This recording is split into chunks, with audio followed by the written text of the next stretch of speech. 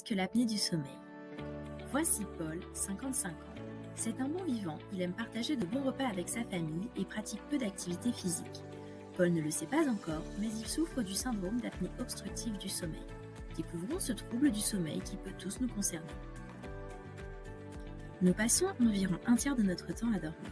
Le sommeil a un rôle important pour notre santé et notamment sur nos fonctions d'apprentissage, de mémorisation, de concentration, d'orientation. Il permet à notre métabolisme et à notre système immunitaire de fonctionner correctement. Le syndrome d'apnée obstructive du sommeil est l'un des troubles du sommeil les plus fréquents. Celui-ci touche jusqu'à 21% des femmes et 31% des hommes dans le monde.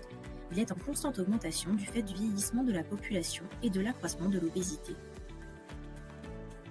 Voyons ce qu'est une apnée obstructive du sommeil.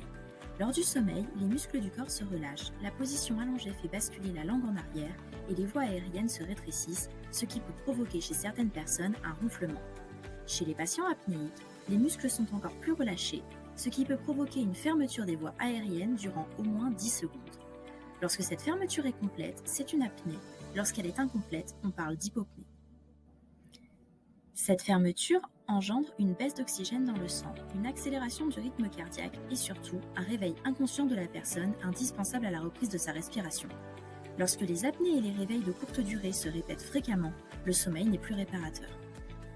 La sévérité du syndrome d'apnée obstructive du sommeil dépend, entre autres, du nombre d'arrêts complets ou partiels de la respiration par heure de sommeil.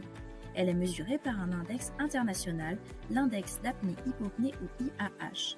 Un IAH de 35, par exemple, correspond à la survenue de 35 apnées ou hypopnées par heure. Les ronflements bruyants et répétés sont typiques de l'apnée du sommeil, même si tous les ronfleurs ne souffrent pas obligatoirement de ce syndrome. Il existe d'autres symptômes qui doivent vous alerter. Venez vite découvrir lesquels dans notre prochaine vidéo « Et si je souffrais d'apnée du sommeil ?»